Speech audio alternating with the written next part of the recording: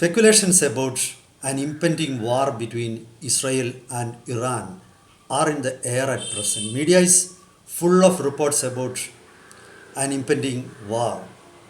Geopolitical experts and diplomats are speaking about an impending war.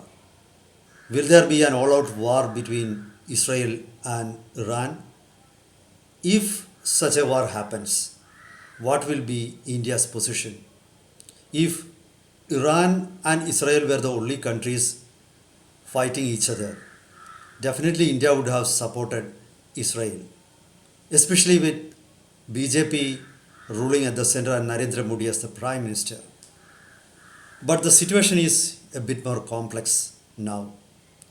It means Israel itself is speaking about Abraham's alliance.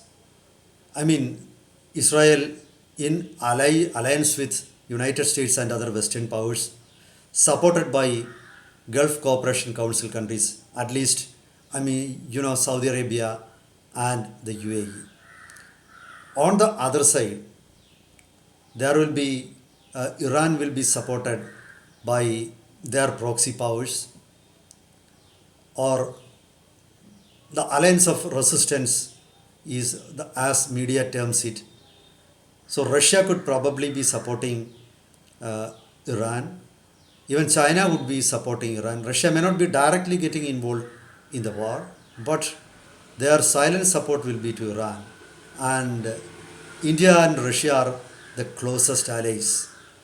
So the situation is complex. It means you cannot answer the question about India's support in binaries. It cannot be answered in black and white. There are many gray areas. But still, I would say I would put my money on India supporting Israel, because it's not just government of India, but the people of India are also, the majority Hindus are found supporting Israel to the same extent as they support Russia. Since this is not a war between Russia and Israel, we can safely assume that the public mood in India will be in support of Israel. Now let's get to the bottom of the emerging situation. Welcome to Insights. This is Hari Kumar. Now let me start with my first question. Will there be a war, real war, all out war? Yes, I think so. Actually, the war has already begun. You look a few months ago, Iranian President Ibrahim Raisi was killed along with his foreign minister in a helicopter crash. Now, normally everybody tends to believe that it was some glitch that caused the accident, but there are no solid evidences.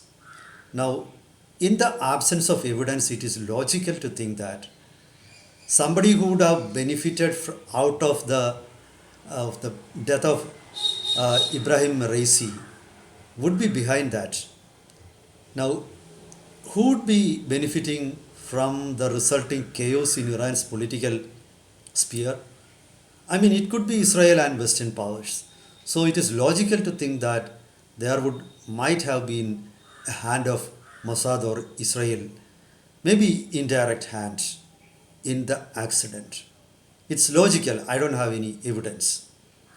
Now, in April this year, Iran attacked Israel for the first time in the history.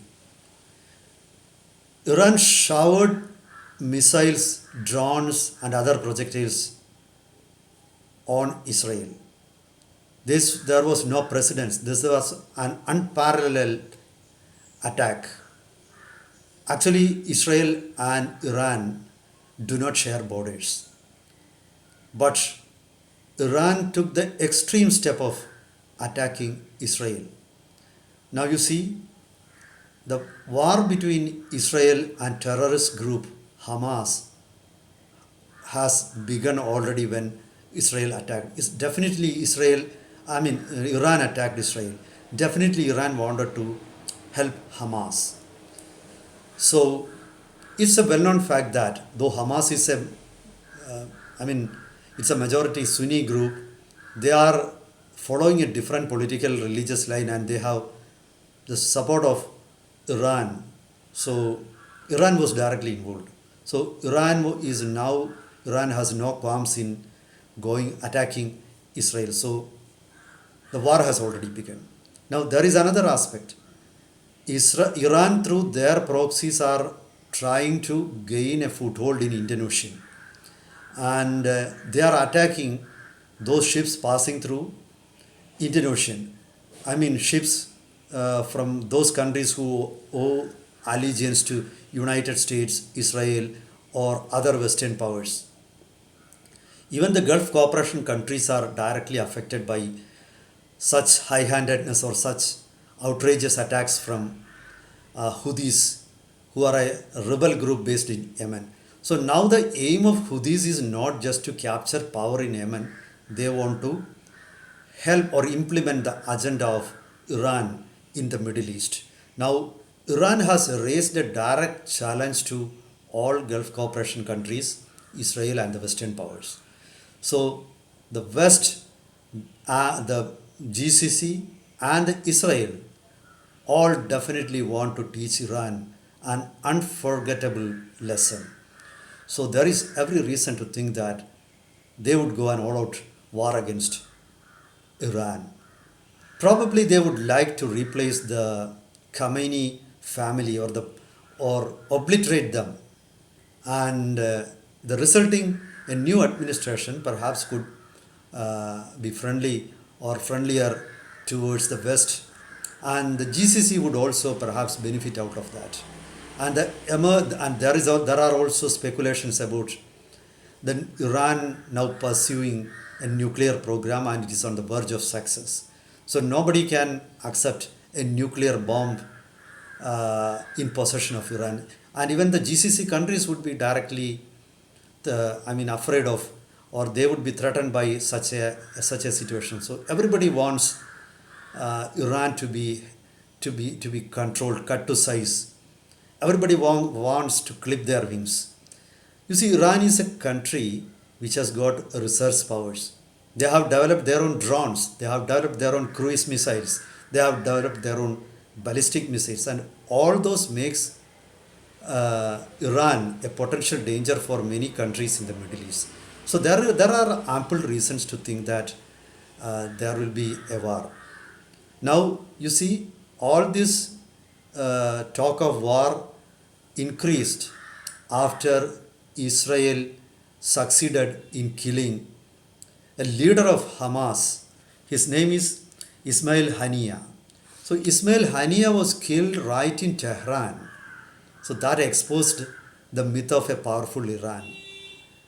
It was on the occasion of inauguration of the newly elected president of Iran, whose name is Masoud Pezeshkian.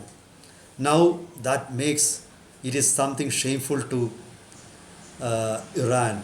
They need to restore their honor. So there is every possibility that they would launch an attack, all-out attack on Israel.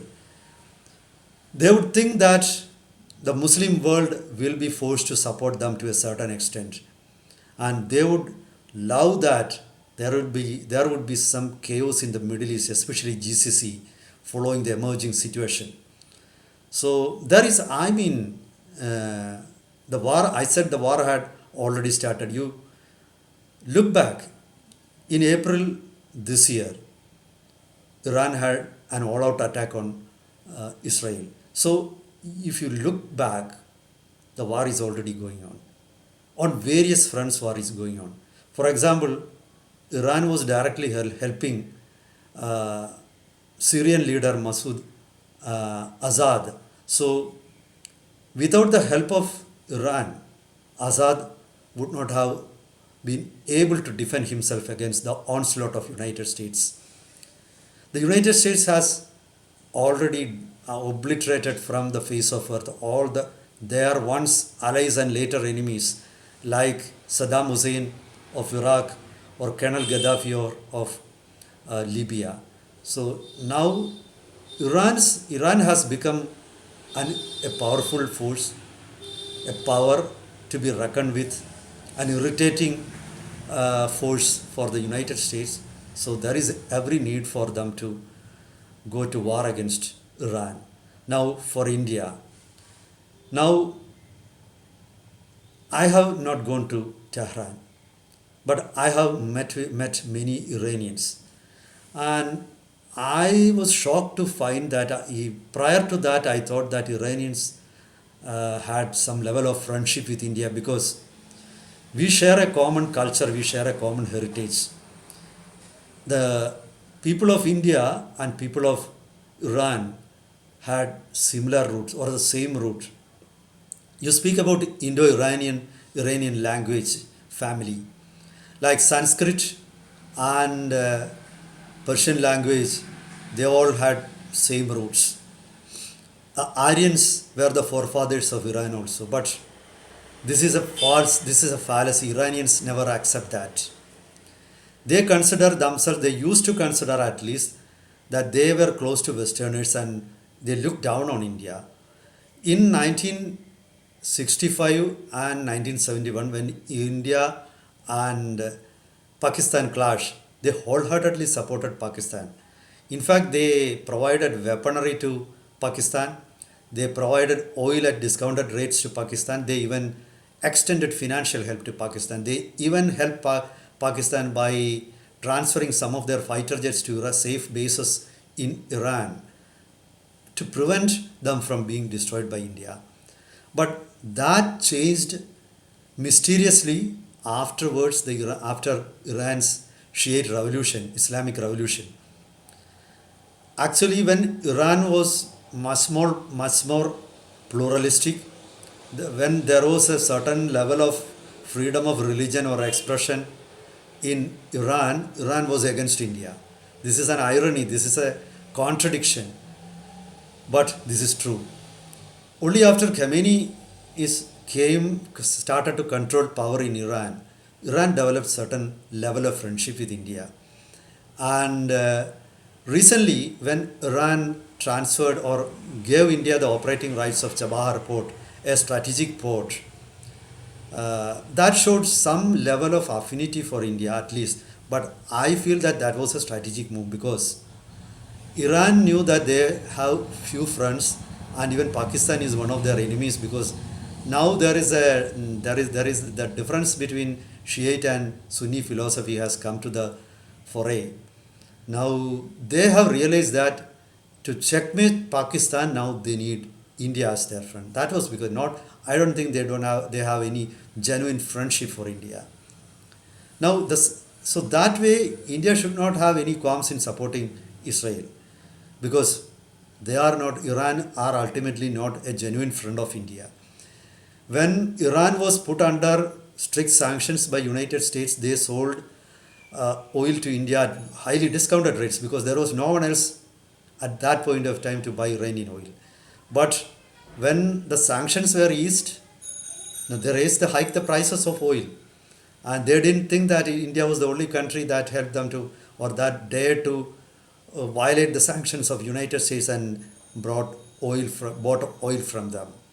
Now, Iran shows some level of friendship towards India because of their necessity, not because they are genuinely interested in India. So, I think Indians should not think twice before supporting Israel. But the problem for India is because of these alliances. Russia would be on the side of Iran, probably, but they may not be getting involved in the war directly. But since at present, Iran is supplying drones and other rockets to Russia and helping them in their war against Ukraine. So there is a chance that Russia would be at least indirectly supporting them. China will also be supporting them. There could be an emerging situation, could be complex, but still I feel that India's support will be for Israel and alliances, but India needs to be wary of United States because United States will play double games in the coming days. Let's see. It's not easy to predict about the coming alliances. Let's see. Wait and see. Meet you with another topic next time. Till then, goodbye.